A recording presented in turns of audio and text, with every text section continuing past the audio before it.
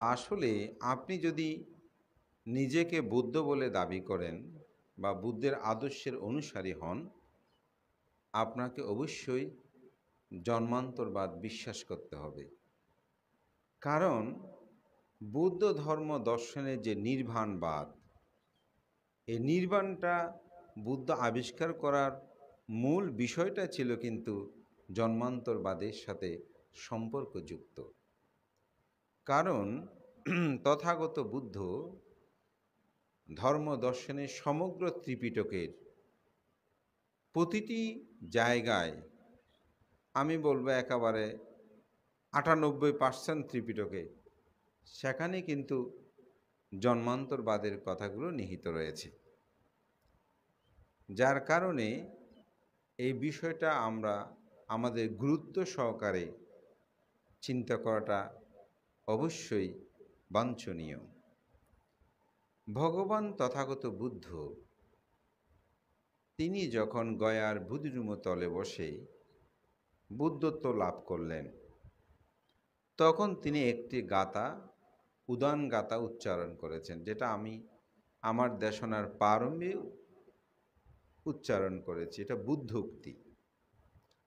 সেটা বলা হচ্ছে যে বুদ্ধ যখন বুদ্ধত্ব লাভ করলেন, তখন আনন্দ উচ্ছ্বাসে বলা যায় তিনি এই গাথাটা বাসন করেছেন যে অনেকা জাতি সংসারাং সন্দা বিশ্ব আনি বিসাং গাহাকারা গাবে সন্থু দুঃখা জাতি পুনঃ পুনাং গাহাকারা দিঠোসি পুনা গেহং ন কাহাসি সভ্ভাতে ফসুকা ভাগ্যাং গাহা কুট্টাং বিসংকিতাং বিসংকারাগত চিত্তাং তান্নাহং খায়া মাঝাগা। বুদ্ধ এখানে বুদ্ধত্ব লাভের পর তিনি সুস্পষ্টভাবে উল্লেখ করেছেন যে গৃহকারক, তোমাকে খুঁজতে গিয়ে আমি পুনঃ পুনঃ জন্মগ্রহণ করেছি, পুনঃ পুনঃ আমি জন্মগ্রহণ করেছি এবং এই জন্মগ্রহণ আমি দুঃখ পেয়েছি। এই গৃহকারক, তুমি আর পুনর্বার আমাকে জন্মগ্রহণ করাতে পারবে না। জন্মগ্রহণের সমস্ত উপকরণ আমি কি করেছি? ধ্বংস করেছি, নিরোধ করেছি। তাই আমার আর পুনর্জন্ম হবে না। আমার পুনর্জন্মের সমগ্র উপকরণ কি করেছি? আমি নিরোধ করেছি, ধ্বংস করেছি। বিসংকারাগাতা চিত্তাং থান্নাহাং খায়া মাজ্জাগা। এই পুনর্জন্মের যত ধরনের তৃষ্ণা আবর্ত আছে, এগুলো আমি সব কি করেছি? ধ্বংস করে দিয়েছি। তাহলে কি এখানে বুদ্ধ ধর্মে বুদ্ধত্ব লাভের পরেই তো বুদ্ধের যে উদান গাথা, সেখানেই তো তিনি জন্মান্তরের কথা বলছেন। আমরা বন্দনার সময় বলি যে ইতিপিসো ভাগবা আরাহাং সাম্মা সম্বুদ্ধ বিদ্যাচারণা সম্পন্ন। এই বিদ্যাচারণ কি? বিদ্যাচারণ কি? তো আজকে যদি একটু ধাম্মা সাকাস্য হতো তাহলে আপনাদেরকে প্রশ্ন করতাম। যেহেতু ধর্ম দেশনা, প্রশ্নও আমাকে করতেও উত্তর আমি দেব। তাহলে বিদ্যাচারণা কি? সম্পন্ন বলছে বুদ্ধ বিদ্যা আচরণ সম্পূর্ণ। বুদ্ধ ত্রিবিদ্যা আচরণ। ত্রিবিদ্যা কি? একটা হচ্ছে জাতিস্বর জ্ঞান। বুদ্ধ যখন গয়ার বুদ্ধিদ্রুমের তলে বসে তিনি ধ্যানে নিবিষ্ট হলেন, রাত্রির প্রথম জামে তিনি লাভ করলেন কি? জাতিস্বর জ্ঞান। তো জাতিস্বর জ্ঞান কি? জাতিস্বর জ্ঞান মানে তিনি জন্ম জন্মান্তর কিভাবে পরিভ্রমণ করেছে সে সম্পর্কে জানা। তার জন্ম জন্মান্তরের বিষয়টাকে অবলোকন করা, সে বিষয়ে তিনি শিক্ষা লাভ করা এবং অপর সম্পর্কেও সেটা বলতে পারা। দ্বিতীয় জামে তিনি লাভ করলেন কি? সত্যদের চ্যুতুৎপত্তি জ্ঞান। মানুষ মৃত্যুবরণ করার পর, যে কোনো প্রাণী মৃত্যুবরণ করার পর তারা কোথায় উৎপন্ন হচ্ছে, কোথায় থেকে চ্যুত হচ্ছে, এটি বুদ্ধ ত্রিপিটক শাস্ত্রে এভাবে উদাহরণ দিয়েছেন। হে ভিক্ষুগণ, কোনো চক্ষুষ্মান পুরুষ দরজার সম্মুখে দাঁড়ালে তিনি যেমন দেখতে পান সে রুমের মধ্যে কে প্রবেশ করছে, কে বের হচ্ছে। একটি ঘরের কক্ষে দরজার সম্মুখে কোনো চক্ষুষ্মান পুরুষ যদি তিনি দেখে থাকেন সে রুমে কে ঢুকছে, কে বের হচ্ছে, এটি যেমন দেখতে পান, ঠিক অনুরূপভাবে আমি আমার চক্ষু দ্বারা, কোন চক্ষু? এই যে সত্যদের চতুৎপত্তি জ্ঞান, সেই চক্ষু দ্বারা আমি দেখতে পাই এই জগতে কে একবার মনুষ্যলোকে উৎপন্ন হচ্ছে, কে সেখান থেকে চ্যুত হয়ে বিভিন্ন প্রাণীকুলে ৩১ লোকভূমির মধ্যে বিচরণ করছে, সেটি আমি দেখতে পাই। তাহলে দ্বিতীয় ঝামে তিনি সেটা লাভ করলেন। তৃতীয় জামে কি লাভ করলেন? আসব ক্ষয় জ্ঞান। অর্থাৎ আমাদের মধ্যে যে আসব আছে, আসব কয় প্রকার? আসব হচ্ছে ৪ প্রকার।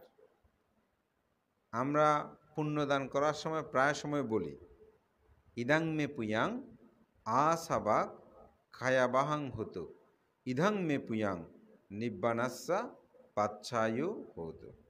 আমরা অনেকে বুদ্ধকে বন্দনা করার পর অনেক ধরনের কামনা করলেও, বাড়ি চায়, গাড়ি চায়, স্ত্রী, পুত্র, কন্যা, সুখ চাই, এরকম অনেক কামনা করলেও কিন্তু পালিতে যখন আমরা পুণ্যদান করি তখন ওই পালিতে কিন্তু ওখানে ওই ধরনের কোনো প্রার্থনা নাই। ওখানে প্রার্থনা আছে কি? এই পুণ্যের প্রভাবে আমার সমস্ত আসব ক্ষয় হোক, নির্বাণ লাভের হেতু হোক। এই প্রার্থনাটা আছে। আরও একটা প্রার্থনা আছে, এই পুণ্যের ইদাং মে পুয়াং ইমেনা পুয়া কাম্যেনা মা মে ভালা সমাগামো সাতাং সমাগাম হতো ইয়াবা নিব্বানা পাতিয়া। এই পুণ্যের প্রভাবে আমার যতদিন পর্যন্ত নির্বাণ সাক্ষাৎ না হয় ততদিন পর্যন্ত আমার সাথে অসৎ লোকের, মূর্খ লোকের দেখা সাক্ষাৎ না হোক। আরও একটা আছে প্রার্থনা, সাব্বে সাত্তা সুখিত হন্ত সাব্বা দুঃখা বিনাচ্ছাত। সমস্ত দুঃখ বিনাশপ্রাপ্ত হোক, জগতের সকল প্রাণী সুখী হোক। কিন্তু এখানে এই গাড়ি বাড়ি অমুক সমুক এগুলো পাওয়ার কোনো প্রার্থনা আসলে নেই। এটা হয়তো আমরা বলি জীবনের প্রয়োজন অনেকে। তাহলে এই আসবটা কি? তো ৪ প্রকার আসবের কথা বলেছি না? তো ৪ প্রকার আসব কি? কাম আসব, ভব আসব, দৃষ্টি আসব, অবিদ্যা আসব। তো আসবের ব্যাখ্যা দিতে গেলে অনেক, আমি শুধু একটু বলছি এটাই। অর্থাৎ তিনি কি আসব ক্ষয় জ্ঞান যে বলছে, তিনি কি লাভ করলেন? তো কাম আসব, ভব আসব এবং দৃষ্টি আসব, অবিদ্যা আসব, এগুলোকে কিভাবে ভঙ্গ করা যায় এবং সেগুলো তিনি ভঙ্গ করে আসব ক্ষয় জ্ঞান তিনি লাভ করলেন। এই জন্যই বুদ্ধকে বলা হয় বিদ্যা চারণা সম্পন্ন, অর্থাৎ ত্রিবিদ্যা। ত্রিবিদ্যা কি? সেই জাতিস্বর, সত্যদের চতুৎপত্তি এবং আসব ক্ষয়, এই 3টি জ্ঞান তিনি লাভ করেছেন। তাহলে যদি কেউ বুদ্ধ ধর্মে জন্মান্তর নাই বলে মনে করে, নিজেকে বুদ্ধ বলে দাবি করে, তাহলে তো এখানে দুটো বিষয়কে অস্বীকার করা হয়। কোন দুটি বিষয়? বুদ্ধ যে বৈশাখী পূর্ণিমা তিথিতে গয়ার বুদ্ধিধূর্মতলে বসে তিনি যে 3টি বিদ্যা অর্জন করেছেন বলে আমরা বলছি, সেখানে জাতিস্বর এবং সত্যদের চতুৎপত্তি, এই 3টাকে অস্বীকার করা হয়। আবার যদি বলি, ভগবান তথাগত বুদ্ধ নবঙ্গ শাস্ত্রের মধ্যে জাতক হচ্ছে একটা, অর্থাৎ ত্রিপিটকের মধ্যে। তাহলে তখন এটা অষ্টাঙ্গ শাস্ত্র হয়ে যায়। কারণ জাতক তো সমগ্রই বুদ্ধের পারামিপূর্ণতার জন্মান্তর বিষয় এখানে নিহিত রয়েছে। বুদ্ধ হতে হলে তিনটি অবলম্বনের প্রয়োজন। সে তিনটি অবলম্বন কি? তাকে হয়তো তিন প্রকারের বোধিসত্ত্ব বলি, তাহলে সহজ হবে কথাটা। তিন প্রকারের বোধিসত্ত্ব। আপনারা অনেকেই বোধিসত্ত্ব শুনেছেন, কিন্তু তিন প্রকারের বোধিসত্ত্ব হয়তো অনেকের কাছে আজকে শব্দটা নতুন হতে পারে, ঠিক না? আমরা তো বোধিসত্ত্ব শুনে, তিন প্রকারের বোধিসত্ত্ব কেন? তিন প্রকারের বোধিসত্ত্ব বলছি এই জন্য, প্রজ্ঞাসম্পন্ন বোধিসত্ত্ব, শ্রদ্ধাসম্পন্ন বোধিসত্ত্ব, বীর্যসম্পন্ন বোধিসত্ত্ব। মানতে এটা কীরকম? যিনি চারি অসংখ্য লক্ষাধিক কল্প পারামি সম্ভার পূরণ করে বুদ্ধ হন। এই পারামি সম্ভার পূরণ করার জন্য চারি অসংখ্য লক্ষাধিক যে পারামি পূর্ণতার সময়, তাকে বলা হয় প্রজ্ঞা সম্পূর্ণ বোধিসত্ত্ব। তা প্রজ্ঞা সম্পদের জন্য তিনি চেষ্টা চালাচ্ছেন এবং সেটা পূর্ণতায় বুদ্ধ হবেন, যেমন আমাদের তথাগত গৌতম বুদ্ধ। যারা শ্রদ্ধাসম্পন্ন বোধিসত্ত্ব হবেন, তারা অসংখ্য লক্ষাধিক কল্প পারামি সম্ভার পূরণ করবেন। যিনি বীর্যসম্পন্ন বোধিসত্ত্ব হয়ে পারামি পূর্ণ করে বুদ্ধ হবেন, তিনি 16 অসংখ্য লক্ষাধিক এককল্প পারামি পূর্ণ করে তারা বুদ্ধ হবেন। তাহলে যদি আমি জন্মান্তর বিশ্বাস না করি, তাহলে এগুলো আমাদের কাছে মিথ্যা হয়ে গেল না? আবার মহামানব তথাগত গৌতম বুদ্ধ, তিনি দীপঙ্কর বুদ্ধের পাদমূলে পতিত হয়ে বুদ্ধ হওয়ার জন্য প্রার্থনা করার পূর্বে তিনি মনে মনে 7 অসংখ্য লক্ষাধিক কল্প মনে মনে প্রার্থনা করেছে যে আমি বুদ্ধ হতে চাই। 9 অসংখ্য লক্ষাধিক কল্প তিনি বাক্যের দ্বারা বলেছেন, অর্থাৎ প্রার্থনা করেছেন। সেইগুলোর পূর্ণতা হওয়ার পর যখন অষ্টসম্পদ আদি লাভ করেছে, বুদ্ধ হবার জন্য কিন্তু 8টি সম্পদের দরকার। আমি অনেকগুলো বিষয় 8টি সম্পদ কী আবার ব্যাখ্যে যাচ্ছি না, আমার অনেকগুলো দেশনাতা আপনারা শুনেছেন। তো 8টি সম্পদ পূর্ণতা হওয়ার পরে যখন তিনি অম্রবতী নগরে দীপঙ্কর বুদ্ধের পাদমূলে পতিত হয়ে বুদ্ধত্বের জন্য প্রার্থনা করলেন, তখন বুদ্ধ যে বর প্রদান করেছিলেন, সেই থেকে তিনি বেশান্তর জন্ম পর্যন্ত তিনি যে 4 অসংখ্য লক্ষাধিক কল্প পারামি সম্ভার পূরণ করেছেন, তাহলে সেটা কি অস্বীকার করা হবে? আবার তিনি যে গাথাটা ভাষণ করেছেন বুদ্ধত্ব লাভের পর, তাহলে সেটা কি অস্বীকার করা হবে? সম্যক সম্বুদ্ধগণ তো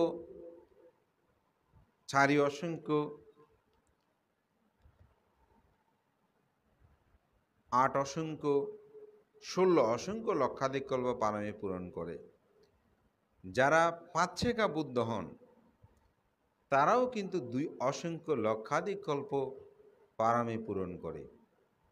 তাহলে সেটাকে অস্বীকার করা হবে। এবং ত্রিপিটক শাস্ত্রে বলছে, যারা অগ্রশ্রাবক হয়, অগ্রশ্রাবকদ্বয় এবং মহাশ্রাবক হয়, অগ্রশ্রাবকদ্বয় 1 লক্ষাধিক কল্প, মহাশ্রাবক 1 লক্ষাধিক কল্প পারামি পূর্ণ করে। তাহলে সব অস্বীকার করা হবে, কারণ এগুলো তো জন্মান্তরের কথা বলছে। এবং ত্রিপিটকের, সূত্রপিটক, বিনয় পিটক, অভিধর্ম পিটকের আমি যেটা বলছি 98% জায়গায়, প্রতিটি সূত্রে, প্রতিটি জায়গায় সেখানে বুদ্ধ জন্মান্তরের কথা বলেছেন। বুদ্ধের প্রতিটি জায়গায় উদাহরণ তিনি সেটা দিয়েছেন। তাহলে জন্মান্তরকে বাদ দিয়েই আসলে বুদ্ধের ধর্ম দর্শনকে চিন্তা করা যাবে না। কেন? পৃথিবীতে বুদ্ধের ধর্ম দর্শনে যেটিকে বুদ্ধ ধর্ম বলেছেন সে ধর্ম কি? চাতুসাস্যা বিনিমিত্ত ধাম্ম মিননাত্তি। চতুরার্য সত্য ব্যতীত পৃথিবীতে অন্য কোনো ধর্ম বিদ্যমান নেই। এই চতুরার্য সত্য কি? প্রথম হচ্ছে দুঃখ আরিয়া চাচ্ছাং, দুঃখ আর্য সত্য। তাহলে দুঃখ আর্য সত্যের প্রথমে বলছে কি? জাতি পি দুঃখা। তাহলে জাতি মানে কি? জন্ম। তাহলে জন্মকে কি বলেছে? দুঃখ বলেছে। যারা পি দুঃখা, জরাকে দুঃখ বলেছে। তাহলে জন্ম দুঃখ, জরা দুঃখ, বেয়াদি দুঃখ, মরণ দুঃখ, অপ্রিয় সংযোগ দুঃখ, প্রিয় বিয়োগ দুঃখ, স্ফীত বস্তু অলাভ দুঃখ, যাহা চায় অত তাহা না পাওয়া দুঃখ, সংক্ষেপে পঞ্চপাদান স্কন্দ দুঃখ। তাহলে বুদ্ধের এটা প্রথম সত্য। দুঃখ কারণ সত্য। দ্বিতীয় হচ্ছে কি? দুঃখের কারণ আছে। তাহলে দুঃখের কারণ কি? অবিদ্যা। দুঃখের কারণ হচ্ছে কি? অবিদ্যা। ধর্মচক্র প্রবর্তন সূত্রের মধ্যে কি বলছে? দুঃখের কারণ ব্যাখ্যায় কামাতাংহা, ভাবতাংহা, বিভাবতাংহা। আমাদের দুঃখের 3টা কারণ সেখানে প্রথমে ব্যাখ্যা দিয়েছেন। কোথায়? ধর্মচক্র প্রবর্তন সূত্রের মধ্যে, যেটা বুদ্ধের প্রথম সূত্র। তাহলে কাম তাংহাতা, কাম তৃষ্ণা, বাংলা ভব তৃষ্ণা, বিভাব তৃষ্ণা। তাহলে কাম তৃষ্ণা কি? পৃথিবীর যত ভোগ্য বস্তু আছে সেগুলো ভোগ করার জন্য যে তীব্র স্পৃহা, আকাঙ্ক্ষা, ডিজায়ার, এটাকে বলছে কি? কাম তৃষ্ণা। ভব তৃষ্ণা কি বলছে? বলছে ভব থেকে ভবান্তরে ঘুরার জন্য যে স্পৃহা, অর্থাৎ আমি পৃথিবীতে আবার আসব, আবার জন্মগ্রহণ করব। অনেকে গরু হয়ে, পশু হয়ে, পাখি হয়ে, অনেক কবিতা আছে না, পাখি হয়ে আবার আসতে চায়, পৃথিবীতে যেতে চায়। হ্যাঁ, অনেকে স্বর্গের মধ্যে যেতে চায়, ব্রহ্মলোক উৎপন্ন হতে চায়। এটা কোন তৃষ্ণা? ভব তৃষ্ণা। বিভাব তৃষ্ণা, যেটাকে বলা হয় পৃথিবীতে আর কোনো কিছু নাই, উচ্ছেদবাদের মতন। আমার স্বর্গ, নরক, জন্ম, পৃথিবীতে আসা যাওয়া, এগুলো কোনো কিছুই নেই, সব আসলে উচ্ছেদ, এগুলো কি কোনো কিছু নেই, এরকম অনেক মানুষ আছে। এটাও একটা তৃষ্ণা, এগুলো কিছু চায় না, এটাকে বলা হয় বিভাব তৃষ্ণা। যদি আপনি জন্মান্তরকে স্বীকার না করেন, তাহলে বুদ্ধের যে চতুরার্য সত্যের দ্বিতীয় যে সত্যের মধ্যে বুদ্ধ বলেছেন 3টি সত্যের কথা, দ্বিতীয় সত্যের মধ্যে বলেছেন আপনার দুঃখের কারণ হচ্ছে কামতৃষ্ণা, ভবতৃষ্ণা, বিভবতৃষ্ণা। তাহলে তো এখানে 3টার মধ্যে একটা ছাড়া বাকি 2টা আপনি অস্বীকার করলেন। তাহলে কি বুদ্ধের ধর্মের সব জায়গায় আপনি বাদ দিয়েই চলতে পারবেন? বুদ্ধ ধর্মটা আর থাকবে? সেখানে তো ভবতৃষ্ণার কথা বলছে, ভবতৃষ্ণার কথা বলছে না? ভব থেকে ভবান্তরে ঘোরা, ওখানেই তো জন্মান্তরের কথা নিহিত আছে। আবার এটাকে বিভিন্ন সূত্রের মধ্যে যখন ব্যাখ্যা করেছে কার্যকারণ নীতিতে, তখন সেটাকে অবিদ্যা, অবিদ্যা হইতে সংস্কার, দুঃখের কারণ ব্যাখ্যায় অবিদ্যা হইতে সংস্কার, সংস্কার হইতে বিজ্ঞান, বিজ্ঞান হইতে নামরূপ, নামরূপ হইতে সরায়তন, সরায়তন হইতে স্পর্শ, স্পর্শ হইতে বেদনা, বেদনা হইতে তৃষ্ণা, তৃষ্ণা হইতে উপাদান, উপাদান হইতে ভব, ভব হইতে জন্ম, জন্ম হইতে জরা, ব্যাধি, মৃত্যু। তাহলে দুঃখের যে কারণ, এই দুঃখের কারণে দ্বাদশ নিদানরা পতিত সমুৎপাদ, যেটাকে কার্যকারণবাদ বলছে। তাহলে তো আপনি কার্যকারণবাদটা অস্বীকার হয়ে যাবে। কেন? কার্যকারণ 12টা কারণের মধ্যে ওখানে তো একটা কারণ আছে, জন্ম। এই ভবচক্রের যে ঘোরা, জন্ম জন্মান্তরে সংসার ভবচক্রের মধ্যে যে আমরা ঘুরছি, তাহলে সেখানে তো আর জন্মান্তর অস্বীকার করলে, মানতে না চাইলে, তাহলে তো দুঃখের কারণ আর থাকতে পারে না। দুঃখ নিরুদ্ধ, অবিদ্যা নিরুদ্ধে সংস্কার নিরুদ্ধ, সংস্কার নিরুদ্ধে বিজ্ঞান নিরুদ্ধ, বিজ্ঞান নিরুদ্ধে নামরূপ নিরুদ্ধ, নামরূপ নিরুদ্ধে সরায়তন নিরুদ্ধ, সরায়তন নিরুদ্ধে স্পর্শ নিরুদ্ধ, স্পর্শ নিরুদ্ধে বেদনা নিরুদ্ধ, বেদনা নিরুদ্ধে উপাদান নিরুদ্ধ, উপাদান নিরুদ্ধে ভব নিরুদ্ধ, ভব নিরুদ্ধে জন্ম নিরুদ্ধ, জন্ম নিরুদ্ধে জরা, ব্যাধি, মৃত্যু নিরুদ্ধ। তাহলে দুঃখ নিরোধ সত্য আপনি অস্বীকার করলেন। দুঃখ নিরোধের উপায়, দুঃখ নিরোধের উপায় হচ্ছে আর্য অষ্টাঙ্গিক ও মার্গ, আর্য অষ্টাঙ্গিক মার্গ। তাহলে আর্য অষ্টাঙ্গিক মার্গ কি? সম্যক দৃষ্টি, সম্যক সংকল্প, সম্যক বাক্য, সম্যক কর্মান্তর, সম্যক আজীব, সম্যক ব্যায়াম, সম্যক স্মৃতি, সম্যক সমাধি। অর্থাৎ সম্যক দৃষ্টি কাকে বলে? সম্যক দৃষ্টি বলছে সাতিপাট্টান সূত্রে দুঃখ ইয়ানা, দুঃখ সমুদয়ানা, দুঃখ নিরুদয়ানা, দুঃখ নিরুদাগামিনী পাটিপাদায়ানা, আয়াং বিক্ষাবে সাম্মাদিঠি। দুঃখ আছে, দুঃখের কারণ আছে, দুঃখ নিরুত আছে, দুঃখ নিরোধের উপায় আছে। এই সম্পর্কে যিনি অবগত, এই সম্পর্কে যার সম্যক ধারণা আছে, সম্যক চক্ষু আছে, সেটা হচ্ছে সম্যক দৃষ্টি সম্পূর্ণ। তো ওখানে দুঃখের কারণ, দুঃখ নিরোধ, ওইটা তো আপনি বিশ্বাস করতেছেন না, যেহেতু জন্মান্তর আপনি মানেন না, তাহলে আপনার সম্যক দৃষ্টি নাই। তো সম্যক দৃষ্টি না থাকলে আপনার হাতের কি পরিপূর্ণ হবে? যেমন আমার হাতে কয়টা আঙ্গুল আছে? এক হাতে আমাদের সবার 5টি আঙ্গুল আছে। একটা আঙ্গুল যদি কেটে ফেলে, তাহলে আর 4টা আঙ্গুল দিয়ে হাতটা যদি দেখায় কাউকে, আপনারা বলবেন হাত ঠিক আছে, কিন্তু আঙ্গুল তো একটা নাই, ওটা কোথায় গেল, কেমন, এটা খুঁজবে না, তাহলে পূর্ণতা আসবে। তো বুদ্ধ ধর্ম দর্শনে যদি কেউ অনুরূপ জন্মান্তরকে স্বীকার না করে, তাহলে কিন্তু তিনি বুদ্ধ ধর্মের অঙ্গহানি ঘটিয়েছেন, তিনি প্রকৃষ্টরূপে বুদ্ধ ধর্মটাকে উপলব্ধি করতে পারেন নাই। কারণ বুদ্ধের জীবন দর্শনে প্রতিটি জায়গায়, প্রতিটি ক্ষেত্রে এই পারামি পূর্ণতার কথা বলেছেন। বুদ্ধ হওয়ার জন্য কি প্রয়োজন? যেমন বুদ্ধের অনেকগুলো গাথা আছে, যেমন একটি গাথা যে বলা হচ্ছে,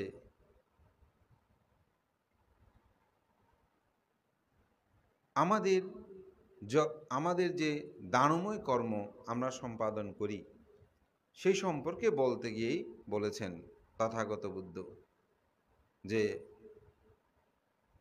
সাগরের বালিকারাশি সদৃশ্য যেসব বুদ্ধ অতীত হয়েছেন, সমগ্র বুদ্ধগণ তারা দান করার পূর্বে দান ও পারামি পূর্ণ করেছেন। দান ও উপপারামি, দান ও পারমত্ব পারমে পূর্ণ করেছেন। তাহলে এই গাথাগুলো কি মিথ্যা হয়ে যাবে?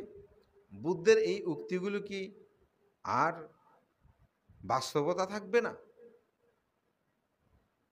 তাহলে তো সেটাকে অস্বীকার করা হলো। তো এখন যেটা দেখা যায়, এইরূপভাবে যারা চিন্তা করে যে না, ইহু জীবনে আমার খাওয়া দাওয়া চলাফেরা এই জীবনটাই শেষ, বুদ্ধ জন্মান্তর বলতে বুঝিয়েছেন এখন যে দুঃখটা উৎপন্ন হয়েছে এটা দুঃখ উৎপন্ন হয়েছে।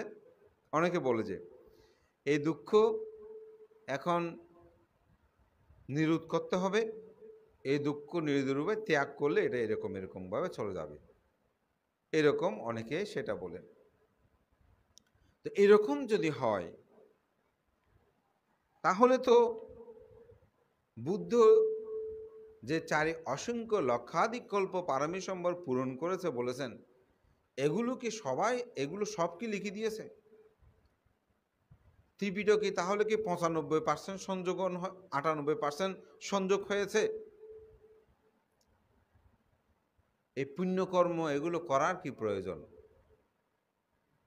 আপনার মা বাবা মৃত্যুবরণ করার পরে যদি আর তাদের জন্ম না থাকে, তাহলে তাদেরকে স্মরণ করে সঙ্গদান করার, অষ্টপরিষ্কার দান করার, তাদের উদ্দেশ্যে পুণ্য দান করার দরকার কি? কারণ তিনি মারা গেছেন, ছাই হয়ে গেছে, তাহলে ওনাকে আর এত মেমোরাইজ করার কি প্রয়োজন? ওনার উদ্দেশ্যে এত আয়োজন করার কি প্রয়োজন?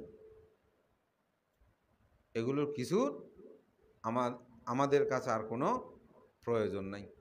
এইভাবে ওনাদের ভিক্ষুশ্রমণ হওয়ার দরকার কি? এত কষ্ট করার কোনো দরকার আছে? এগুলোর কোনো কিছুর প্রয়োজন আমাদের আর নেই। মৃত্যুর পরে যদি সব নিঃশেষ হয় তাহলে তো এই পৃথিবী শূন্য হয়ে যেত। তো রবীন্দ্রনাথ সেজন্য দুটি লাইনে খুব একটি সুন্দর কথা বলেছেন। কি বলছেন? মৃত্যু তুমি যদি হতে শূন্যময়, মুহূর্ত নিখিল তবে হত লয়ময়। অর্থাৎ যদি মৃত্যুই সব শূন্যতা হতো, অর্থাৎ মৃত্যুবরণ করলে আর কোনো কিছু নাই, তো তিনি বলছেন মুহূর্ত নিখিল তব হয়ে যেত লয়। তখন এই পৃথিবীটা মুহূর্তে সব শেষ হয়ে যেত। তো বুদ্ধ ধর্ম দর্শন বলে পৃথিবীতে জন্মান্তর আছে। কেন? কারণ বিজ্ঞান বলছে প্রতিটি শক্তি ক্ষয় হয় না, এটি রূপান্তর হয়। এখানে অনেক বিজ্ঞানবাদী আছে, কেমন তোমরা তো বিজ্ঞানের ছাত্র না? হ্যাঁ, তাহলে বিজ্ঞান বলছে প্রতিটি শক্তির ক্ষয় নেই, এটা কি আছে? রূপান্তর আছে, এটা পরিবর্তন হচ্ছে।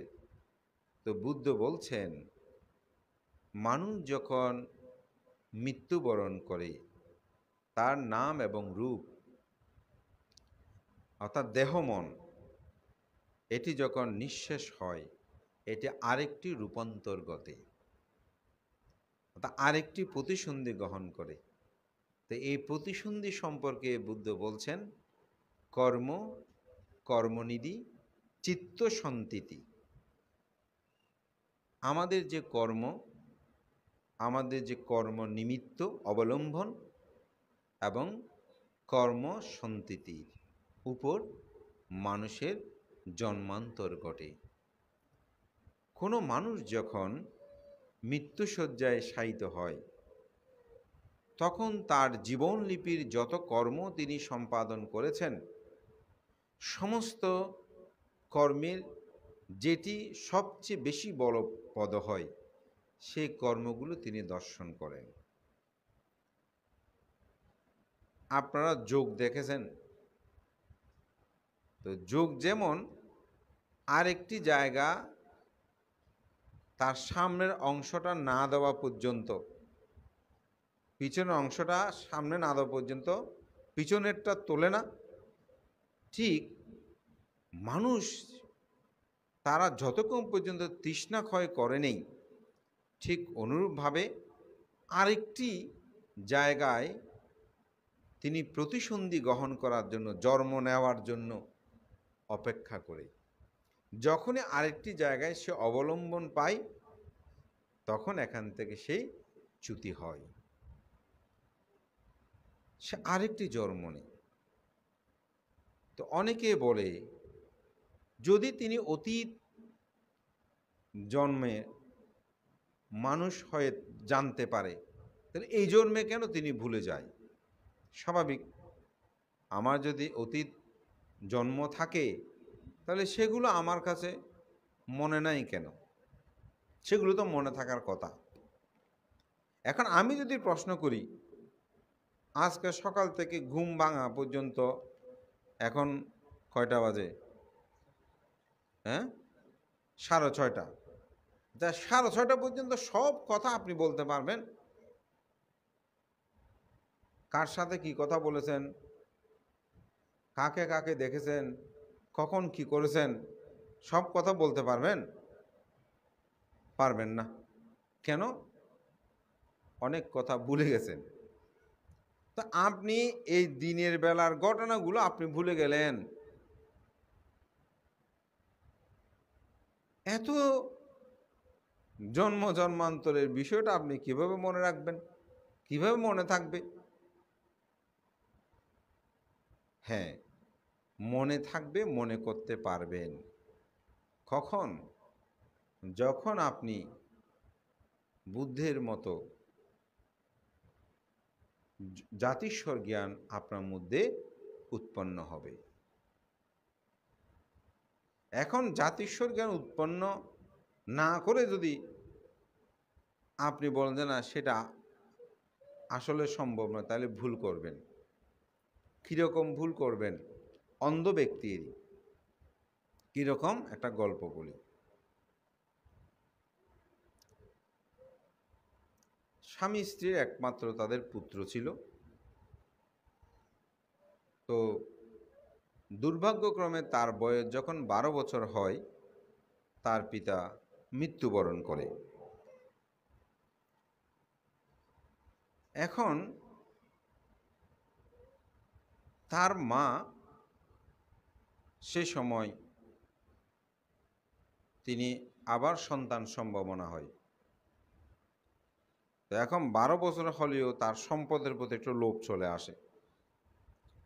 তো সে বলতেছে, মা, আমার বাবা যেহেতু মৃত্যুবরণ করেছে, এখন সমগ্র সম্পদ আমার চাই, তুমি আমাকে দিয়ে দাও।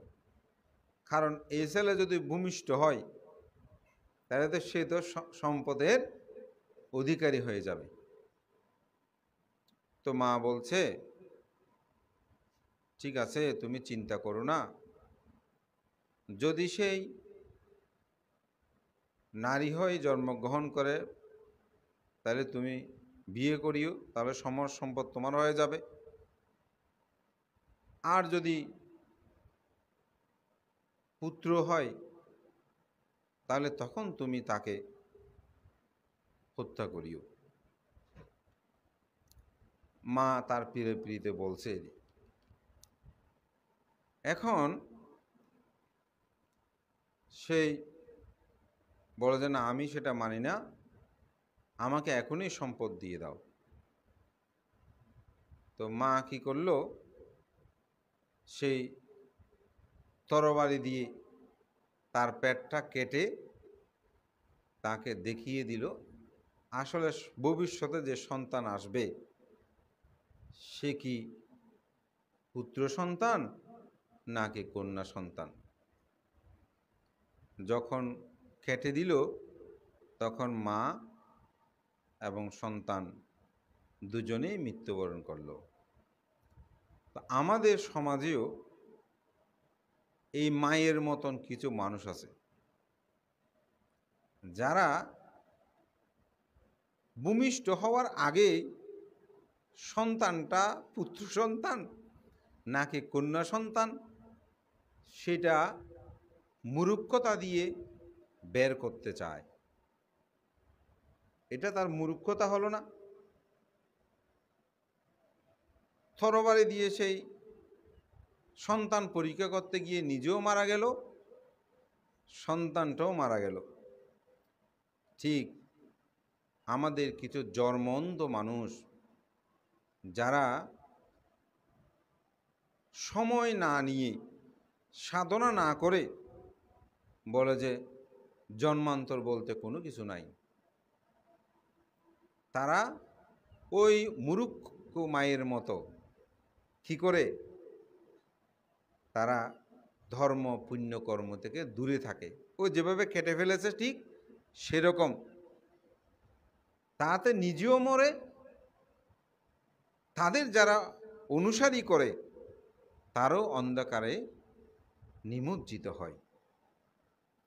মায়ের উচিত ছিল না, আমি একটু অপেক্ষা করি, যথাসময়ে ভূমিষ্ঠ হলে আমি এই সন্তানকে দেখব সেই কি হয়েছে। ভূমিষ্ঠ হওয়ার পরে যদি কন্যা সন্তান হতো তাইলে বিয়ে দিতে পারত, আর পুত্র সন্তান হলে হয়তো তাকে হত্যা, কিন্তু মা তো বেঁচে যেত, কথার কথা।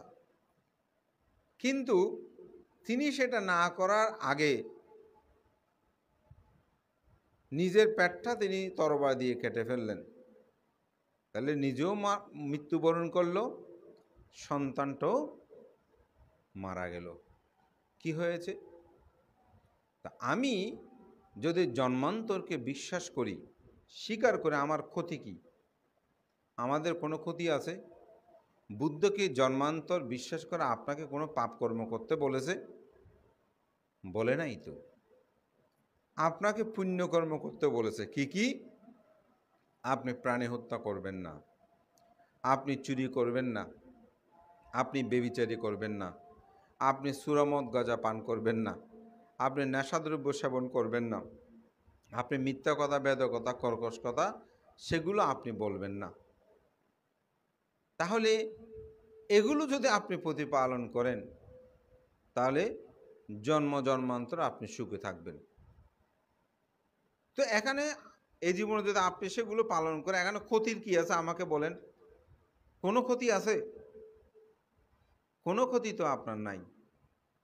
যদি এটা প্রাসঙ্গিক বলছি, যদি আপনি কোথায় বেড়াতে যাচ্ছেন, ওখানে যদি মনে করেন যে আমার টাকা পয়সা কিছু লাগবে, তো আপনি যদি কিছু টাকা পয়সা সাথে করে নিয়ে যান, রাখলে ব্যবহার করলেন, না রাখলে নাই। কিন্তু টাকাটা থাকলে তো আপনার জন্য নিরাপদ যদি সেখানে প্রয়োজন হয়। তা আমি যদি ইহজীবনে পুণ্য কাজ করি, সৎ কাজ করি, যারা জন্মান্তর বিশ্বাস করে না তারা যদি পুণ্যকর্ম সৎ কাজ করেও, না থাকলে নাই, ক্ষতি তো হয় নাই, আপনার তো ক্ষতি হয় নাই। আর যদি থেকেও থাকে তাহলে তো আপনার জন্য উপকার হলো, আপনি সেটা সেখানে ব্যবহার করতে পারলেন। কিন্তু আপনি পাণ্ডিত্য অভিমানী হয়ে অনেক ব্যক্তি তারা বলে না এগুলো কোনো কিছু নাই। তাহলে এগুলো যদি না থাকে তাহলে মা বাবাকে সেবা করা, পূজা করার দরকার কি? কোনো প্রয়োজন নাই তো। আমরা আপনাদেরকে বলছি মা বাবাকে পূজা করলে পুণ্য হয়, বলছি না? তো পুণ্য কই দেখতেছেন কোনো কিছু? করার দরকার কি? কোনো প্রয়োজন নাই। তো যদি বলে যে না আপনার মা বাবা আপনাকে লালন পালন করেছে, করবেন না, তখন যদি যুক্তি দেয় না দায়িত্ব আছে ওনাদের, আমাদের জন্ম দিয়েছে দায়িত্ব হবে না, দায়িত্ব পালন করতেছে, এরকম অনেকে বলে, তো তাহলে তো মা বাবাকে দেখার আর প্রয়োজন, ওনাদের দায়িত্ব ওনারা পালন করেছে, আমাদেরকে জন্ম, এটা ওনাদের কর্তব্য। তাহলে কর্তব্য দিয়ে আপনি ছেড়ে দিলেন, পিতামাতার প্রতি আপনার কর্তব্য নাই? অবশ্যই আছে।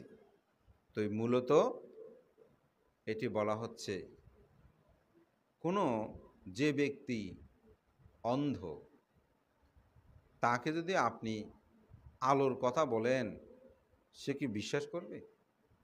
কারণ আলো তো সে জীবনে দেখে নাই, আলো সম্পর্কে তার কি? আমাদের মধ্যে কিছু এরূপ জন্ম অন্ধ মানুষ আছে যারা এরকম জন্মান্তর, কর্মবাদ এগুলোকে স্বীকার করে নিতে চায় না। তো বুদ্ধের পরিনির্বাণের পরে এরকম একজন ব্যক্তি রাজার আবির্ভাব হয়েছিল। তার নাম ছিল পায়াসী রাজা। তো তিনি মূলত উচ্ছেদবাদ ছিলেন। তিনি মনে করত যে আসলে জন্মান্তর বলতে পাপ পুণ্য স্বর্গ নরক এগুলো কোনো কিছুই নাই, এগুলোর কোনো কিছু আমি বিশ্বাস করি না। তো একদিন তার রাজ্যের মধ্যে কিছু ভিক্ষু সংঘ এসেছে। তাদের মধ্যে একজন ভিক্ষু ছিল, তার নাম ছিল কাশ্যপ। তো ওনার ধর্ম দেশনায় উনি বুদ্ধের ধর্ম কথা বলতে গিয়ে জন্মান্তরের কথা বলছে। কিন্তু এই পায়াসী রাজা সেটা জানার পর বলে যে ওনার কাছে যেতে হবে। তো ওনার অনুসারী সবাইকে নিয়ে ওই কাশ্যপ ভান্তের কাছে গেলেন। গিয়ে বলছেন, ভান্তে, আপনি তো ধর্ম দেশনায় জন্ম জন্মান্তরে বহু কথাবার্তা বলছেন, আমি কিন্তু এগুলো স্বীকার করি না, বিশ্বাসও করি না এগুলো যে আছে। আপনি যে বলছেন যে জন্মান্তর আছে, দেখি আপনি আমাকে বলুন তো কিভাবে আছে, কোনো উপমা আপনি দিতে পারবেন? তো তখন বলছে, আপনি সূর্য দেখেছেন, চন্দ্র দেখেছেন? বলো যে হ্যাঁ দেখেছি। আচ্ছা, চন্দ্র সূর্য এগুলো কি পৃথিবীর অংশ? বলে যে না, এটা অন্য জগতের, এটা এই জগতের নয়। এটা কোন জগতের? অন্য জগতের। বলে যে চন্দ্র সূর্য যেমন অন্য জগতের, ঠিক অনুরূপভাবে স্বর্গ নরকগুলো অন্য জগতের। আপনি যেমন চন্দ্র সূর্যকে অন্য জগতের হয়েও তাকে উপলব্ধি করছেন, ঠিক স্বর্গ নরক এগুলো অন্য জগতের, জন্মান্তরটাও অন্য জগতের। বলে যে ভান্তে, এটা আমি স্পষ্ট নয়, আপনি আরো উপমা প্রদান করুন। বলে যে আমি তো উপমা প্রদান করেছি, আপনি বলুন যে কেন আপনি স্বর্গ নরকগুলো বিশ্বাস করেন না?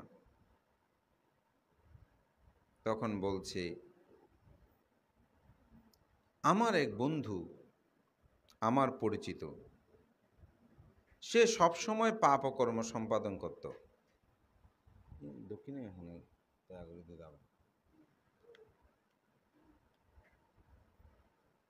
আমার এক বন্ধু, সেই মৃত্যুর পূর্বে আমি তার কাছে গিয়েছিলাম। যেহেতু সেই আজীবন পাপকর্ম খারাপ কর্ম সম্পাদন করেছে, তো আমি চিন্তা করেছি সে তো মৃত্যুর পরে অবশ্যই নরকে যাবে।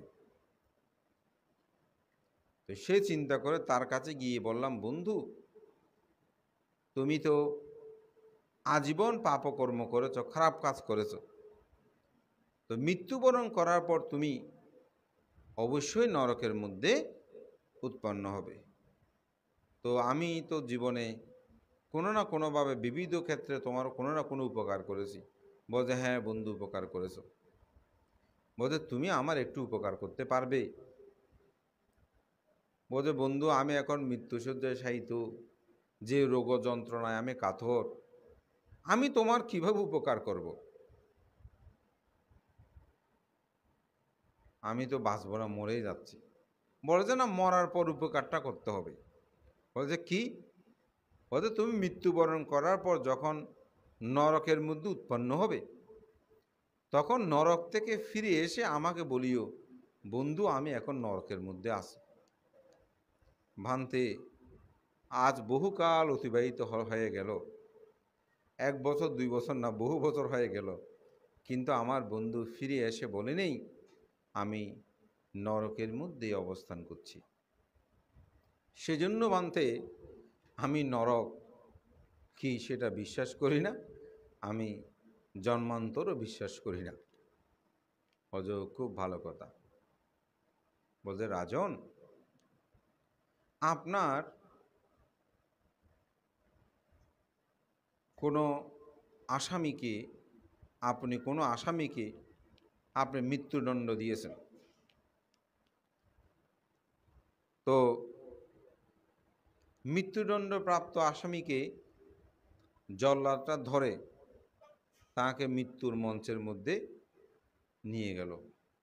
সে যদি ওদেরকে বলে ভাই আমাদেরকে একটু ছেড়ে দেন, আমাকে একটু ছেড়ে দেন, আমি একটু আমার বন্ধুর সাথে দেখা করে আসি, তো ফাঁসির দণ্ডপ্রাপ্ত আসামিকে যখন মৃত্যুর কাঠগড়ায় নিয়ে যাবে, মৃত্যুর মঞ্চে নিয়ে যাবে, তখন সে যদি বন্ধুর সাথে দেখা করার কথা বলে তাদের কাছ থেকে ছাড়া পেতে চায় বা যেতে চায়, তাহলে জল্লাদরা কি তাকে ছেড়ে দেবে? বলছে না না, কেন দেবে?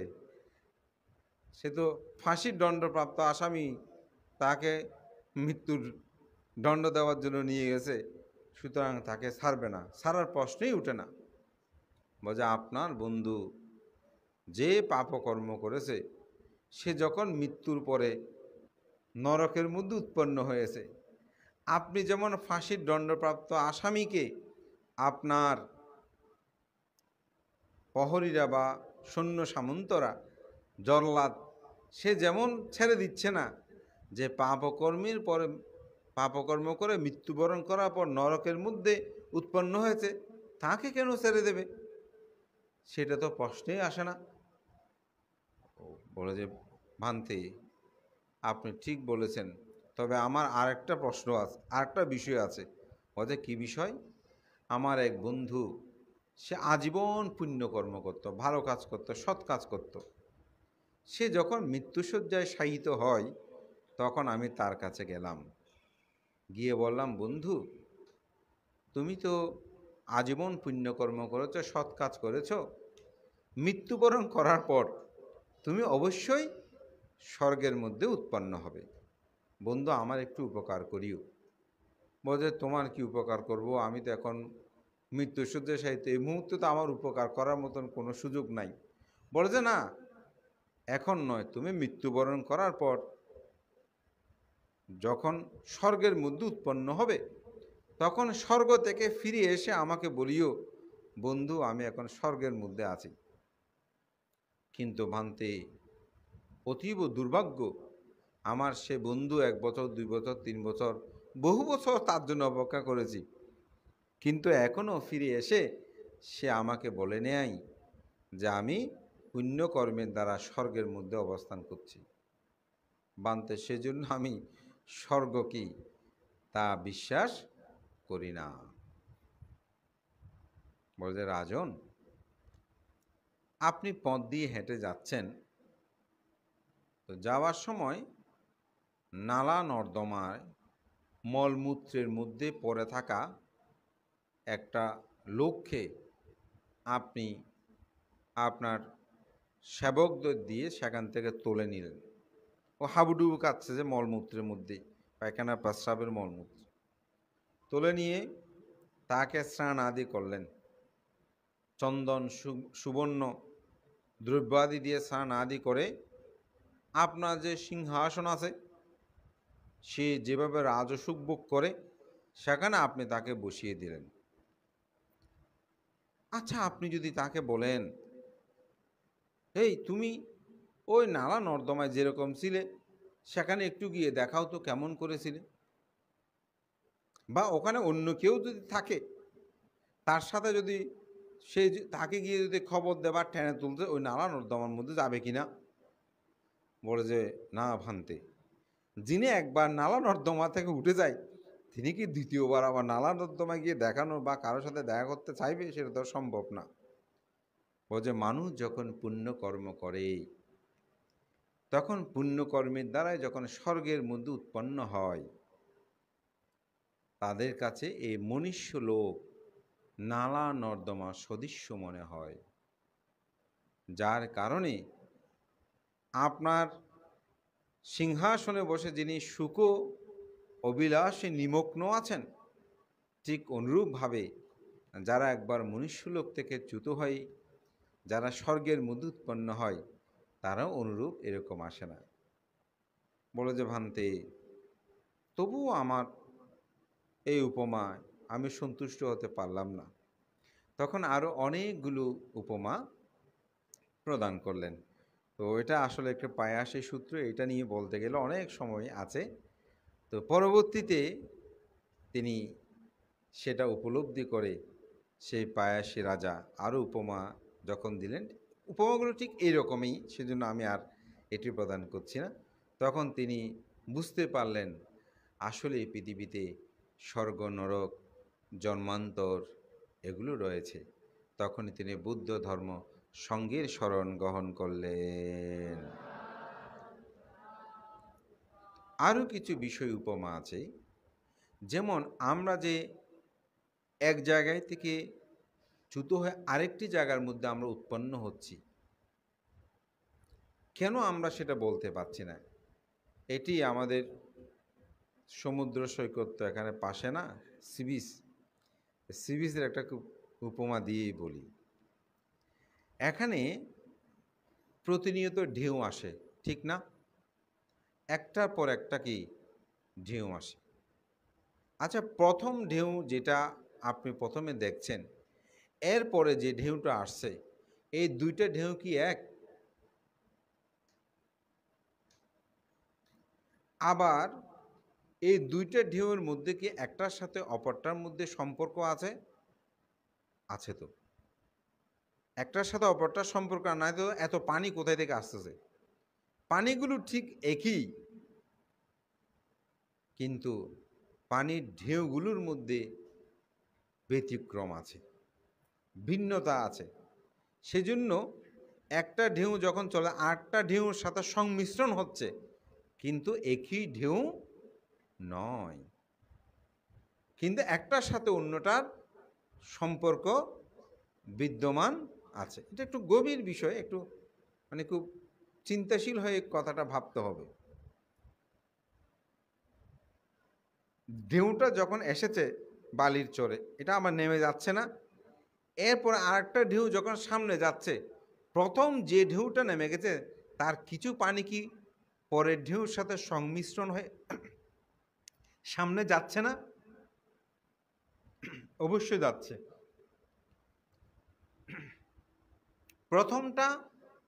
প্রথম ঢেউটা কিন্তু দ্বিতীয় ঢেউ নয়, কিন্তু প্রথম ঢেউয়ের কিছু পানি, কিছু অংশ দ্বিতীয় ঢেউয়ের সাথে সম্পৃক্ত হয়েছে, দ্বিতীয় ঢেউয়ের সাথে তৃতীয় যেটা সেটা সম্পৃক্ত হয়েছে।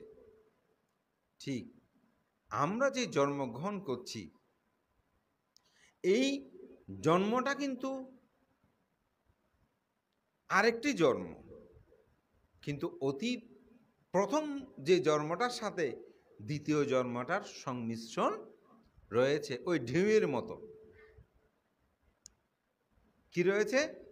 ঢেউয়ের মতো সম্পৃক্ত রয়েছে। কিন্তু আমরা এটাকে প্রথমে আপনাদেরকে যখন প্রশ্ন করে বলে যে না, প্রথম ঢেউটা দ্বিতীয় ঢেউটা এক নয়, আসলে কথাটা সত্য, কিন্তু আবার একটার সাথে অন্যটার সম্পর্ক বিদ্যমান। ঠিক আমাদের যে অতীত জন্ম, সেটা কিন্তু এটার সাথে এক নয়, কিন্তু সম্পর্কযুক্ত আছে। যেমন আমি গতকালকে লোকজিৎ ভিক্ষু, আজকের কিন্তু লোকজিৎ ভিক্ষু এক নয়। আমার কি হয়েছে? আমার পরিবর্তন হয়েছে। 5:47 যখন আমার দেশনা শুরু করেছি, তখন আমি যে লোকজিৎ ভিক্ষু ছিলাম, এখন আমি সেই লোকজিৎ ভিক্ষু 7:06, এখন আমি সে 5, আমি কিন্তু সেই লোকজিৎ ভিক্ষু নয়। আমার কি হয়েছে? আমার পরিবর্তন হয়েছে। এই আমার পরিবর্তন হয়েছে বিদায় 5:47 যে দেশনা শুরু করেছি, এখন ৭টা ৫-এ এসে যে দেশনা আমি করছি, এগুলো যদি আমাকে আবার বলতে বলেন, আমি সব বলতে পারবো না। কিন্তু আমি তো ভিন্ন নয়, আমি এক। আমি কিন্তু একই মানুষ, কিন্তু আমি বলতে পারছি না। ঠিক অনুরূপ মানুষ যখন এভাবে জন্ম জন্মান্তর ঘুরে, তখন তিনি তার ওই ঢেউয়ের মতো সম্পর্কযুক্ত কিন্তু আলাদা ভাবে ঢেউ প্রবাহিত হয়। এ আলাদাভাবে সেই জন্ম জন্মান্তর ঘুরে, যার কারণে আমরা অনেক সময় সেটা বলতে পারি না। পৃথিবীতে অনেক ক্ষেত্রে সেই জন্মান্তর বিষয়টা কিন্তু দৃষ্ট হয়। আমার অনেকগুলো দেশনায় সেটা আমি কয়েকবার বলেছি। 2023-এ আমি যখন অস্ট্রেলিয়া গেলাম, ওখানে একজন ভান্তের সাথে আমার দেখা। আগে থেকে উনি আমার পরিচিত, আদিচ্ছা বান্তে বলে। উনি বার্মাতেই ওনার বেড়ে ওঠা, যদিও তিনি বাংলাদেশে জন্ম।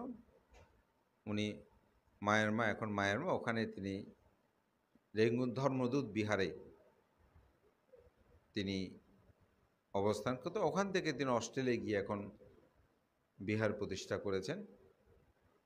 তো ভান্তের সাথে আমি প্রতিদিন সোয়িং খাওয়ার পর সকালবেলা আলোচনা করতাম বিভিন্ন বিষয় নিয়ে। তো ভান্তে আমাকে একদিন বলতেছে, লোকজিৎ, আমি বুদ্ধ ধর্মে জন্মান্তরটা খুব বিশ্বাস করি, আমার প্রত্যক্ষ দেখা একটা অভিজ্ঞতা আছে। তাই বললাম, ভান্তে কি? বলে যে আমাদের ধর্মদূত বিহারে সুমেধানন্দ নামক একজন ভান্তে আসলে ছিলেন, উনি প্রয়াত হয়েছেন, আমি ভান্তেকে দেখেছি। তো ওনার আগে একজন ভান্তে ছিল, ওনার নাম ছিল অতুল সেন। তো অতুল সেন ভান্তে যখন মৃত্যুবরণ করেছে, এরপরে সুমেধ ভান্তে ওই বিহারের রেঙ্গুন ধর্মদূত বিহারের অধ্যক্ষ হলেন। তো ভান্তে যে রুমের মধ্যে থাকতেন, স্বাভাবিক একটা ভান্তে মারা গেলে আমরা রুমটা ঝাড়ে ধুয়ে পরিষ্কার পরিচ্ছন্ন করে একটু ভিন্নতর হয়। উনি খাটটা এভাবে রাখলে ওইটাকে আরেক রকমভাবে রাখে, এভাবে সাধারণ স্বাভাবিক। এটা আপনাদের গৃহেও কোনো কেউ মারা গেলে তখন রুমটাকে একটু সাজিয়ে বা ভিন্নতর করে এরকম করে এইভাবে রেখেছে। তো একটা ছেলে, সেই বয়স যখন 5-6 বছর হয়েছে, সে নাকি বলে যে এটা আমার ঘর না, আমার ঘর বিহারে, এরকম নাকি সে বলতো। তো একদিন মা বাবা কী করতে, সে শুধু বিহার বিহার করে বাড়ি বললে, তো একদিন ওখানে নিয়ে এসে এই অতুলানন্দ ভান্তে ঠিক যেভাবে পিছনে হাত দিয়ে, সেভাবে ঠিক হাত দিয়ে উনি যে রুমে থাকতো, এখন তো ওখানে সুমেধানন্দ ভান্তে থাকেন, ওখানে গিয়ে বলতেছে, হে সুমেধ, তুমি আমার রুমগুলো এরকম করছো কেন? তো লোকজিৎ, আমি খুব অবাক হয়ে গেছি। ঠিক এই অতুলানন্দ ভান্তে যেভাবে সুমেধানন্দ ভান্তেকে ডাকতেন, ঠিক একই রকম, এবং পিছনে হাত দিয়ে ভান্তে যেভাবে হাঁটতেন ঠিক সেই রকম, এবং খাটের যে পরিবর্তন সে তো কখনো আসে নাই। সে কিভাবে জানে যে এখানে রুমটা পরিবর্তন হতে বলেছে, এরকম করেছে, কারণ আমারগুলো তো এরকম ছিল। সবাই অবাক হয়ে গেছে, তো আমিও অবাক হয়ে গেছি। এটি হচ্ছে জন্মান্তরের কিছু প্রত্যক্ষ বিষয় নিহিত রয়েছে। আমেরিকার অনেক ঘটনা আপনারা জানেন।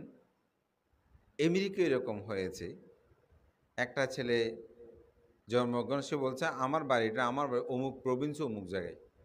মা বাবাকে বিরক্ত করতে সেখানে নিয়ে গেছে, সে সব দেখিয়ে দিচ্ছে, এবং এটা জাতীয় পত্রিকায় পর্যন্ত লেখালেখি হয়েছে।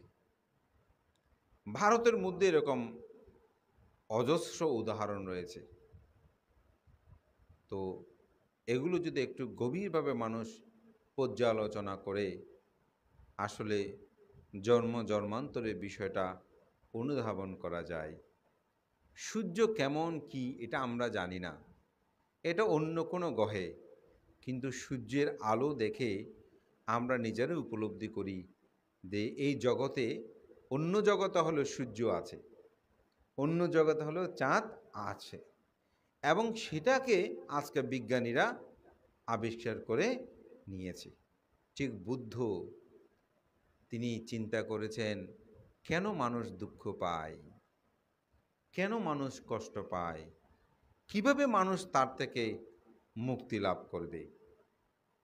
এই চিন্তা চেতনা পোষণ করেই তিনি দীর্ঘ 6 বছর কঠোর সাধনা করেছেন। চারি অসংখ্য লক্ষাধিক কল্প পারামি সোমবার পূরণ করেছেন।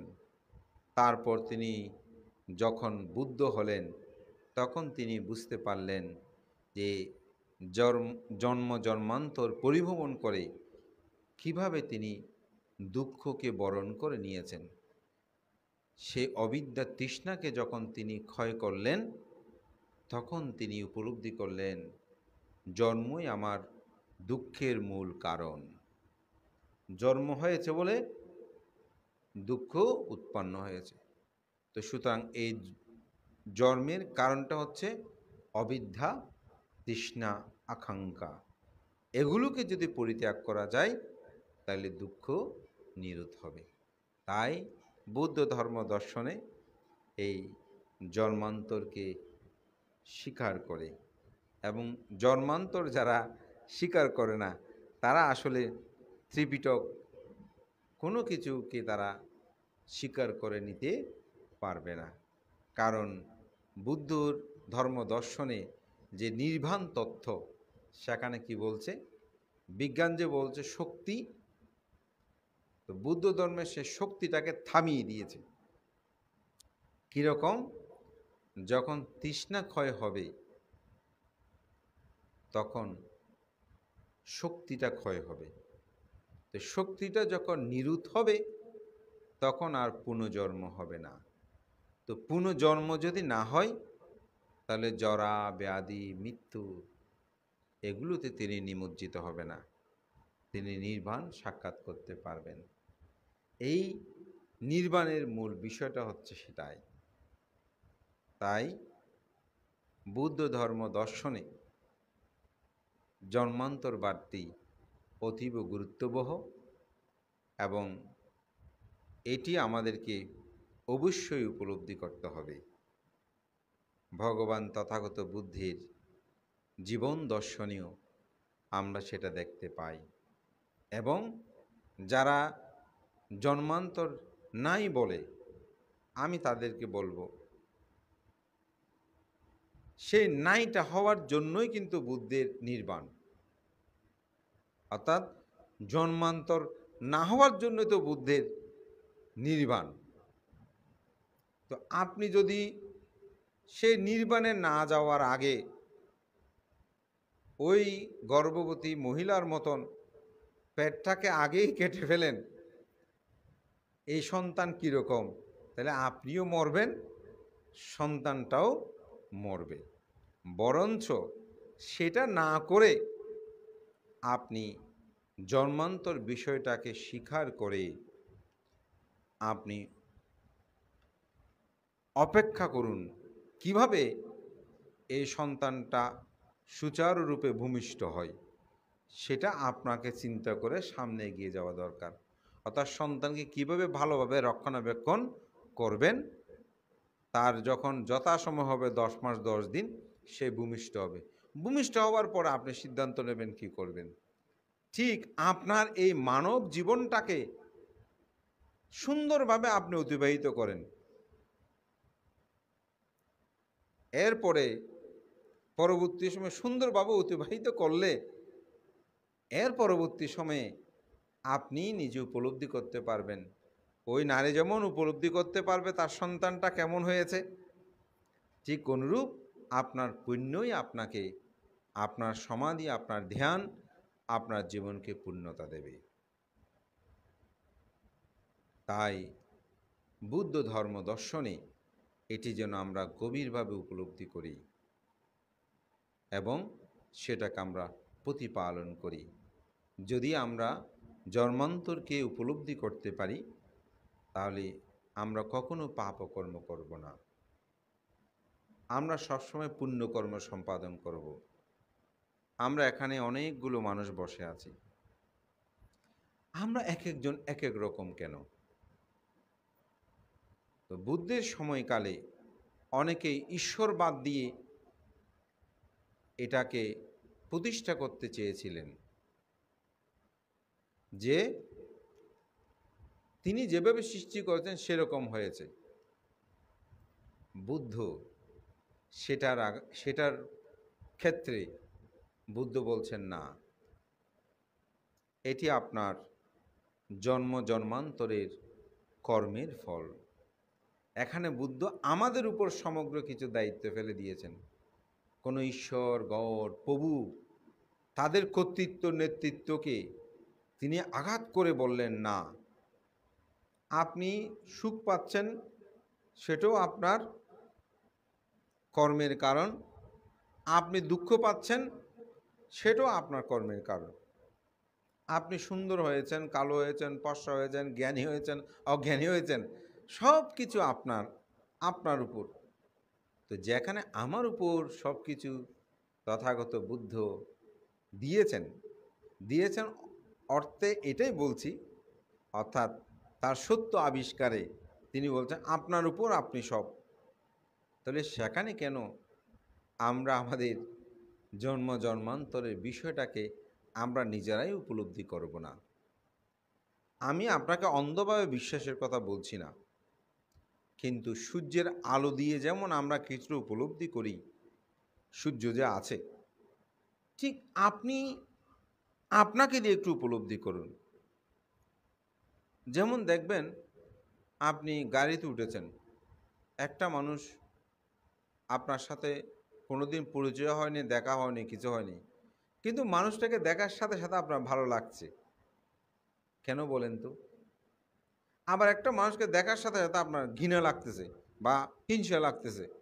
কেন বলেন তো? এমন কেন হচ্ছে? মানুষটা আমার সাথে কথাও বলবে, ওনার সিট উনি বসে আছেন, আমার সিটে আমি বসে আছি, হঠাৎ দেখার সাথে সাথে কেন ভালো লাগতে শুরু করলো? আবার দেখার সাথে কেন হিংসা লাগছে? তো বুদ্ধি বলছে ওই সূর্যের মতো দেখা, একটু জ্ঞান দিয়ে উপলব্ধি করে যদি উপলব্ধি করবেন, তো বুদ্ধ বলছেন কি, এটি আমাদের জন্ম জন্মান্তরের সংমিশ্রণ বা কর্ম। আমি উনি আমার অতীত জন্মের শত্রু ছিল, সেজন্য দেখার সাথে সাথে ঘৃণা লাগতেছে। আবার তিনি আমার অতীত জন্মের বন্ধু ছিল, আমার স্ত্রী ছিল, পুত্র ছিল, কন্যা ছিল, মাতা ছিল, পিতা ছিল, সেজন্য দেখে আমার যেন ভালো লাগছে। এইসব উপলব্ধি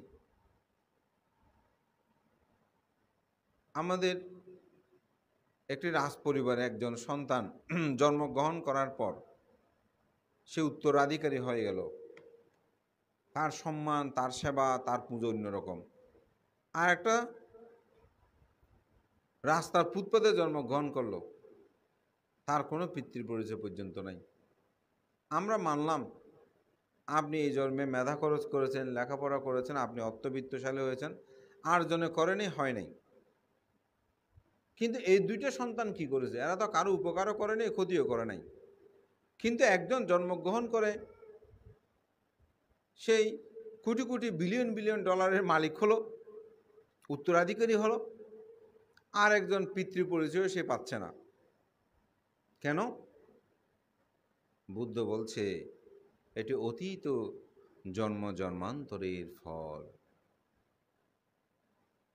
আপনি অতীতে পুণ্য করেছেন, স্বাভাবিক আপনার কাছে ক্রেডিট কার্ডে টাকা জমা আছে, যেখানে মারবেন লক্ষ লক্ষ টাকা আপনি তুলতে পারবেন। আর জনের কাছে নাই, সে তুলবে কিভাবে? না থাকলে তো তোলা সম্ভব না। ঠিক একজনের পুণ্য পারামি এত বেশি, একজনের মাতৃগর্ভ থেকে ভূমিষ্ঠ হলো অঙ্গ প্রত্যঙ্গ পরিপূর্ণ নিয়ে, আর জনে অন্ধ হয়ে জন্মগ্রহণ করলো। কেন? ঈশ্বর, গড, প্রভু তিনি যদি সৃষ্টিকর্তা হয়, একজনকে অন্ধ করলো কেন?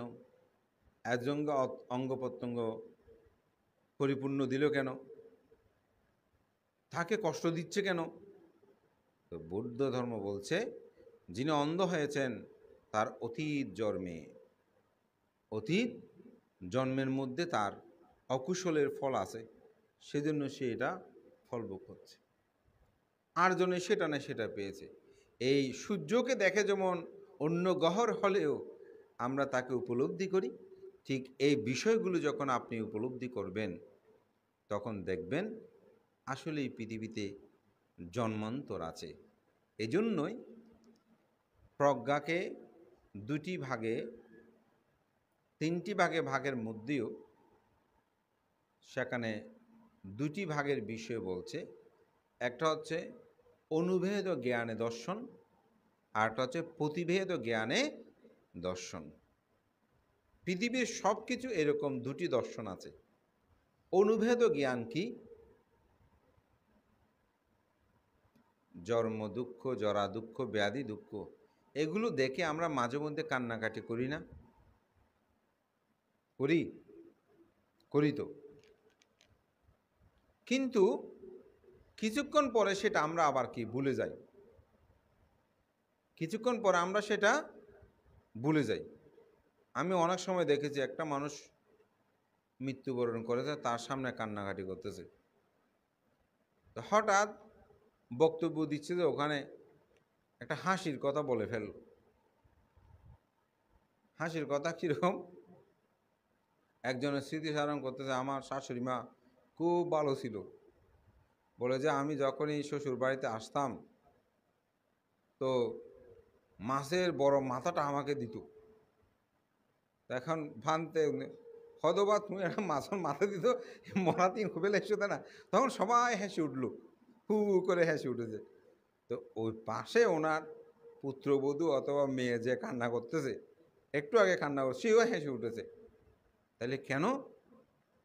কারণ তৎমুহূর্তে তার পূর্বে যে চিত্ত ছিল মাতৃবিয়োগ, সেই চিত্তক্ষণে সেটা আর নাই। আরেকটি চিত্ত তার চিত্তকে প্রভাবিত করেছে, আরেকটা অবলম্বন সেই নিয়েছে, যার কারণে ওইটা ভুলে গেছে, হেসে দিয়েছে। কেন? কারণ তার মৃত্যু যে দর্শনটা করেছে সেটা ছিল অনুভেদ জ্ঞানে দেখা। তো অনুভেদ জ্ঞানে দেখাটা কিছুক্ষণ পর পর পরিবর্তন হয়ে যায়। আর এটা হচ্ছে প্রতিভেদ জ্ঞানে দেখা, যেটা শীল সমাধি প্রজ্ঞার আচরণের মাধ্যমে প্রকৃষ্ট রূপে তিনি দেখতে পাবেন এই জগতের সমস্ত কিছু অনিত্য, দুঃখ, অনাত্ম। এটা যখন তিনি দেখবেন, আপনি যত ধরনের হাসি ঠাট্টা করেন, যত কিছু, ওনার চিত্তের কোনো পরিবর্তনটা হবে না। তো আমাদেরকে প্রথমে জন্মান্তর বিষয়টা অনুভেদ জ্ঞানে দেখতে হবে। অনুভেদ জ্ঞানে দেখে এটাকে স্বীকার করে নিয়ে সামনে অগ্রসর হতে হবে। তারপর প্রতিভেদ জ্ঞানে আপনি দর্শন করলে তার সত্যতাটাকে আপনি উপলব্ধি করতে পারবেন। আমি তার একটা ছোট্ট কথা বলে আমার দেশনা শেষ করছি। যখন কোভিড-19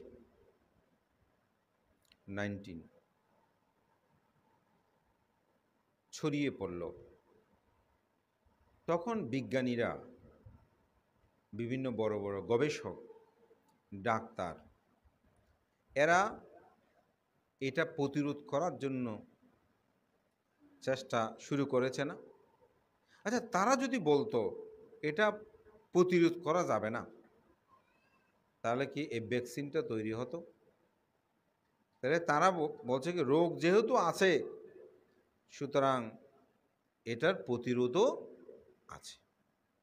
যার কারণে তারা সেটা গবেষণা করতে করতে প্রথমে তার কিট আবিষ্কার করলো, এটার বিভিন্ন যে পরিবর্তন, এগুলো আবিষ্কার করতে করতে আজকে সমগ্র পৃথিবীতে এখন কেউ কোভিডে যদি সচেতন হয়, কোভিডে আর কেউ মৃত্যু হচ্ছে না। ঠিক অনুরূপভাবে আমাদেরকে কিছু বিষয়ে ধারণা থাকতে হবে। কেন আমি জন্মগ্রহণ করেছি? আমার জন্মের অবশ্যই কারণ আছে, সে কারণটা কি? অবিদ্যা। এই অবিদ্যা যতদিন থাকবে ততদিন আমার জন্ম হবে, আমার জন্মান্তর ঘটবে। তো বুদ্ধ এই সত্যটা আবিষ্কার করেছেন। তো জন্ম নিরোধ করার জন্য বুদ্ধ আমাদেরকে একটি পথ দিয়েছেন, এটাকে বলে আর্য আট্টাঙ্গিক মার্গ সাত্থানাং বিশুদ্ধিয়া। সত্যদের বিশুদ্ধির জন্য একমাত্র পথ হচ্ছে আর্য অষ্টাঙ্গিক মার্গ। সে আর্য অষ্টাঙ্গিক মার্গ পথে জীবনকে অতিবাহিত করার জন্য আমি মনে করি আমাদের শ্রমণরা আজকে তারা প্রব্রজ্য ধর্ম গত পরশুদিন গ্রহণ করেছেন এবং সেই শিক্ষাটা তারা গ্রহণ করছে। এখানে প্রতিদিন অতি সাধারণ জীবনযাপনে তারা ধ্যান করছে, বন্দনা করছে, ধর্মীয় বইগুলো পড়ছে, ছোট হিসেবে তাদের যেটা করা যতটুকু, কিন্তু তাদের মধ্যে একটা সংস্কার হচ্ছে। এটার দ্বারাই তাদের জীবনে দুঃখ মুক্তির পথ তারা খোঁজার পথে তারা অন্বেষণ হচ্ছে। আমি তাদেরকে আশীর্বাদ করি। তো বুদ্ধ ধর্ম দর্শনে আমাদের বহু পণ্ডিত, বিশেষ করে আমাদের পরম শ্রদ্ধেয় পণ্ডিত ধর্মদার মহস্তবীর, শিলানন্দ ব্রহ্মচারী, আনন্দমিত্র মহস্তবীর থেকে শুরু করে বহু পণ্ডিত ব্যক্তির অনেকগুলো তারা প্রবন্ধ রচনা করেছেন, যেগুলো পড়লে আসলে অবাক হয়ে যায় কীরকম যুক্তি উপমা তার উপস্থাপনা করে এই সমাজে তা প্রতিষ্ঠা করার জন্য চেষ্টা করেছেন। তো আমি এটাই বলবো, এখানে কাউকে কোনো আক্রমণ নয়। কেউ যদি মনে করে যে না আমি এটা বিশ্বাস করি না, আমি তাকে জোর করে বিশ্বাসের জন্য বলবো না, স্বীকার করার জন্য বলবো না। তবে আমি এটা বলবো, আপনি যদি নিজেকে বুদ্ধ বলে দাবি করতে চান, বুদ্ধের দর্শন বলে আপনি মেনে চলেন, তাহলে আপনাকে অবশ্যই জন্মান্তর বিশ্বাস করতে হবে, স্বীকার করতে হবে। কারণ জন্মান্তর যদি না থাকে, পাপ পুণ্য নাই, মাতা পিতার সেবা করলে পুণ্য নাই, স্বর্গ নরক নাই, নির্বাণও নাই। কারণ জন্মান্তর না থাকলে নির্বাণ কী জন্য? নির্বাণ তো নিভে যাওয়া না, নিবৃত হওয়া। তো জন্মান্তর না থাকলে নির্বাণ কি আর? তো নির্বাণ এই তো বৌদ্ধ ধর্মের মূল লক্ষ্য। তাই আপনাকে অবশ্যই জন্মান্তরটাকে স্বীকার করে নির্বাণ পথে আপনাকে ধাপমান হতে হবে। আর যদি জগতে কেউ মনে করে এখানে পাপ পুণ্য বলতে কিছু নাই, খেয়ে দিয়ে এ জীবনটাই অতিবাহিত করা, তাহলে সেক্ষেত্রে আর সন্তানের দরকার হতো না, সেক্ষেত্রে আর প্রজন্ম বৃদ্ধির বিষয় আসতো না। তখন চারবাগ দর্শনের লোকায়ত একটা নিয়ম আছে, চারবাগ দর্শন, সে হচ্ছে খাও দাও ফুর্তি করো, ঋণ করে ঘি খাও। তো মেরেদের যার যত শক্তি সামর্থ্য আছে সেগুলো দিয়ে সম্পদ নিয়ে ভোগ করতে পারলেই আমাদের জীবনটা হয়ে যেত। এত কিছু দরকার কি, যার শক্তি আছে। কিন্তু জগতে আপনাকে জন্ম জন্মান্তর সেই কর্মের বিপাক ভোগ করতে হবে বিদায় আপনি সেই চিত্ত চেতনা হৃদয়ে যখন জাগ্রত করবেন, তখন পাপ কর্ম থেকে আপনি দূরে থাকবেন এবং পুণ্যকর্ম আপনি সম্পাদন করবেন। আমাদের জীবন দর্শনে সেটাই হোক, এই প্রত্যয় ব্যক্ত করে মহান ভিক্ষু সংঘ সহ আপনারা যারা উপস্থিত হয়েছেন সবার মঙ্গল সুখ কামনা করে এতক্ষণ ধৈর্য ধরে আপনারা যে ধর্মদর্শন শ্রবণ করেছেন তার জন্য আমি আপনাদের সবার মঙ্গল হিত কামনা করে উত্তর সুবিধে কামনা করে আমার নাতি দীর্ঘ ধর্মকথা এখানে শেষ করছি। জগতের সকল প্রাণী সুখী হোক।